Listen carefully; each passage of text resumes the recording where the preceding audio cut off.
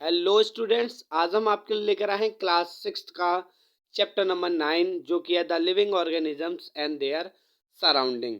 यानी कि हम इस चैप्टर में लिविंग ऑर्गेनिज्म और उनके आसपास के वातावरण के बारे में पढ़ने जा रहे हैं। यानी कि इसमें ये पढ़ने वाले हैं कि कौन कौन से और लिविंग ऑर्गेनिज्म किस किस जगह पर पाए जाते हैं और वो उस जगह पर अपने आप को कैसे सरवाइव करा पाते हैं। यही चीज़ इस चैप्टर में पूरा डिटेल में हम पढ़ने वाले हैं।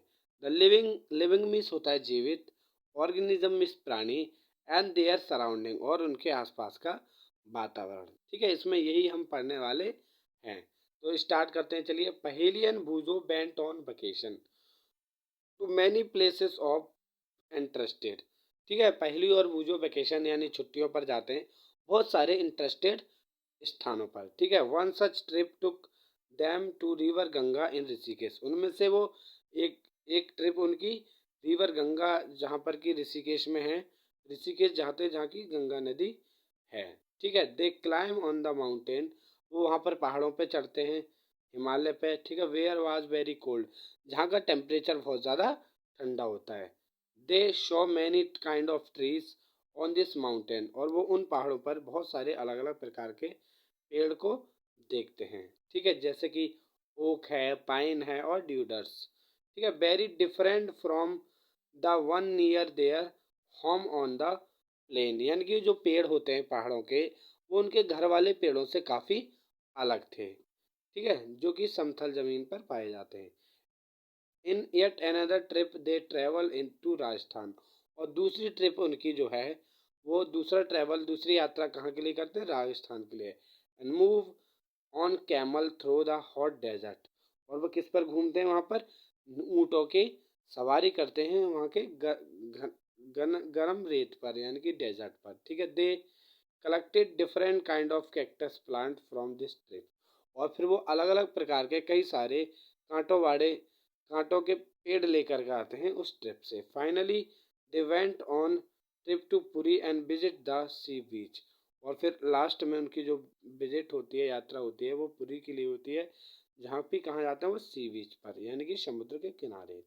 Dotted with the casuarina tree. ठीक है, वहाँ पर देखते हैं वो क्या क्या casuarina tree. While recollected all the fun that they had on this trip. ठीक है, वो सारी चीज़ें वो कलेक्ट कर लेते हैं जो वहाँ पे उन्होंने देखी थी। ठीक है, इंटरेस्टेड थी। And all this place were so different from one another. तो अपनी यात्राओं से एक चीज़ देखते हैं कि वो सारे जो ट्रिप यात्रा जो उन्होंने की थी, वहाँ का जो प्लेस था, स्थान थे, वो काफ़ी अलग थे। वहाँ का माहौल बिल्कुल अलग था। ठीक है, वहाँ का वातावरण एक दूसरी जगह से काफ़ी अलग था। सम वेयर कोल्ड, कहीं पर बहुत ज़्यादा ठंड थी। सम वेरी हॉट, कहीं बहुत ज़्यादा गर्मी थी। And dry and some place so humid. और कहीं कहीं के जो स्थान थे वो काफ़ी ह्यूमिड थे। And yet all of them had many organisms. और उन सभी में बहुत से जीव भी थे। Living creature of various kind, जो कि अलग अलग प्रकार के थे। They try to think of a place on earth where there many may not be any living creatures. और उन्होंने पृथ्वी पर ऐसी जगह की भी जानने की प्रयास करी जहाँ पर कि कोई जीवित प्राणी नहीं रहता हो। Boojho thought that of Boojho thought of place near his home. ठीक है, भूजो ने ही एक ऐसी जगह सोची अपने घर के पास में। Inside the house he try to कबाड़। उसने क्या किया? प्रयास किया किसमें? कबाड़ में। He had thought that there may not any living organism here. उसने कहा कि जो हमारी अलमारी होती है घर में, उसके अंदर कोई लिविंग जीव नहीं रहता। But he found one tiny spider in कबाड़। लेकिन जब उसने ढूंढने का प्रयास किया, उसने देखा कि उसकी कबाड़ यानी कि अलमारी के भी अंदर एक छोटी सी मकड़ी उसे देखने को मिली, जो कि लिविंग क्रिएचर है एक। ठीक है, आउटसाइड द होम। और उसने देखा कि घर के बाहर देखता हूँ ऐसी कौन सी जगह है जहाँ पर कोई जीवित प्राणी ना पाया जाता हो। There did not seem to be any place. तो उसे ऐसी कोई जगह नहीं मिली जहाँ की कोई ना कोई लिविंग थिंग्स ना हो। He could think of. ठीक है, अब वो सोच नहीं पा रहा था। That did not have living creatures, यानी कि उसे ऐसी कोई जगह नहीं मिली जहाँ पर कि जीवित प्राणी ना रहते हों। ठीक है, और some kind on the other, या तो एक प्रकार के होंगे या फिर दूसरी प्रकार के। ठीक है, फिगर 9.1, पहेली started thinking and reading about for away place. ठीक है, पहेली ने सोचना स्टार्ट किया और जो दूर दूर के स्थान थे उनके बारे में उसने पढ़ा। She read the people have even found tiny living organism in opening of वल्केनोस।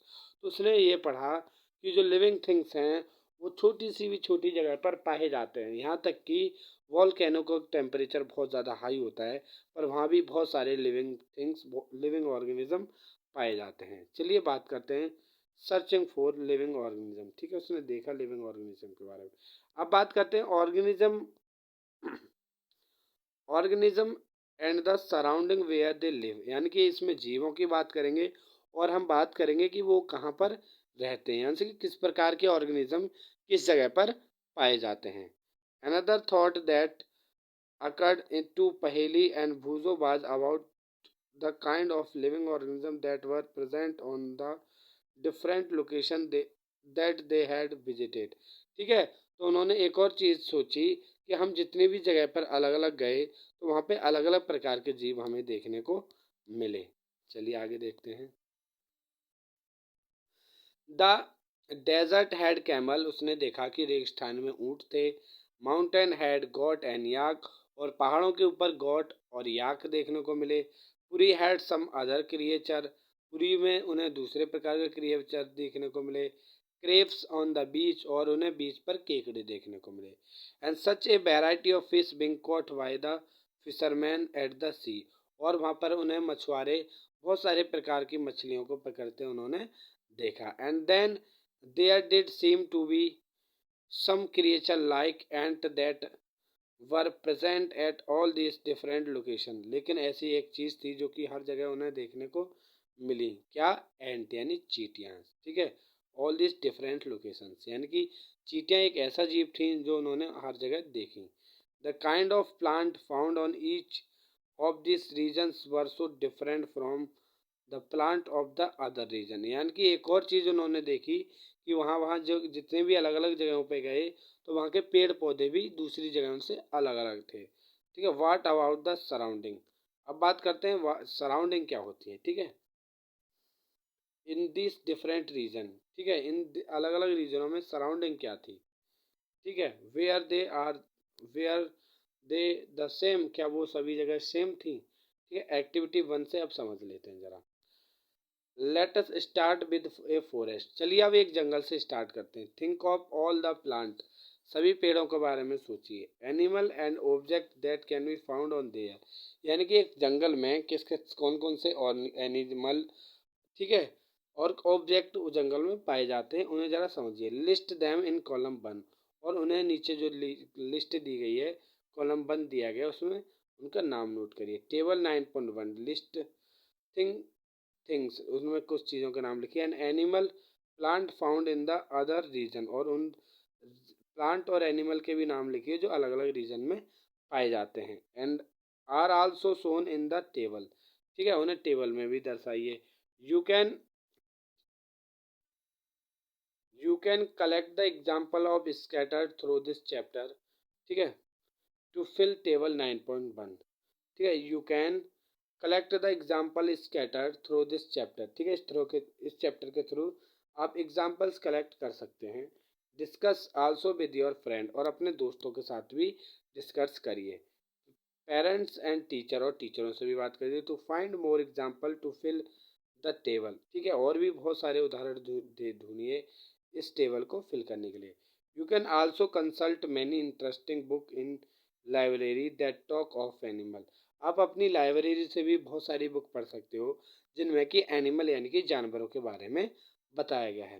Plant and minerals and different regions, ठीक है, वहाँ के अलग अलग रीजनों के प्लांट और मिनरल्स के बारे में। अब बात करते हैं try and conclude many plant, अब ट्राई करिए और उनका अलग अलग पेड़ों का कंक्लूड निकालिए। एनिमल एंड ऑब्जेक्ट, जानवर और ऑब्जेक्टों के बारे में, छोटे और बड़े, big and small, in each of the columns in the table, ठीक है, हर एक टेबल के कॉलम में अलग अलग भरिएगा। ठीक है, आगे व्हाट काइंड ऑफ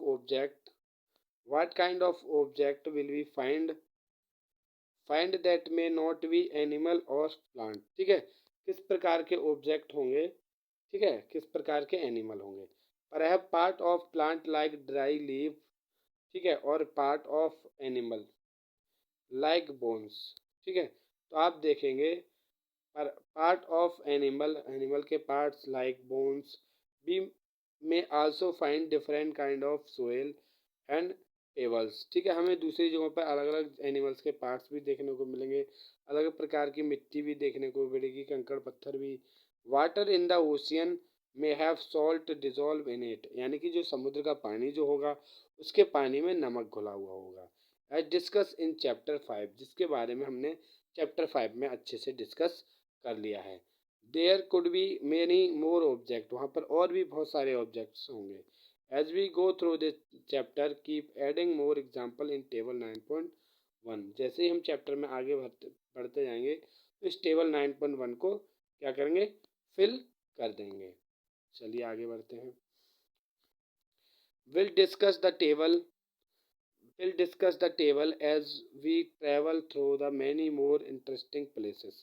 ठीक है, इस टेबल को और भी डिस्कस करके भरिए जहाँ पर आप अलग अलग इंटरेस्टिंग प्लेसेस पे गए हों। तो दोस्तों आज की वीडियो यहीं पे ख़त्म होती है। अब नेक्स्ट इसका जब पार्ट 2 लाएंगे तो उसमें आपको हैबिटेट और एडेप्टेशन के बारे में बिल्कुल एकदम लाइन बाय लाइन हिंदी में एक्सप्लेन करके समझाया जाएगा। आशा करता हूँ ये वीडियो आपको अच्छे से पसंद आएगी और हमारे चैनल को सब्सक्राइब करना और लाइक करना ना भूलें वीडियो।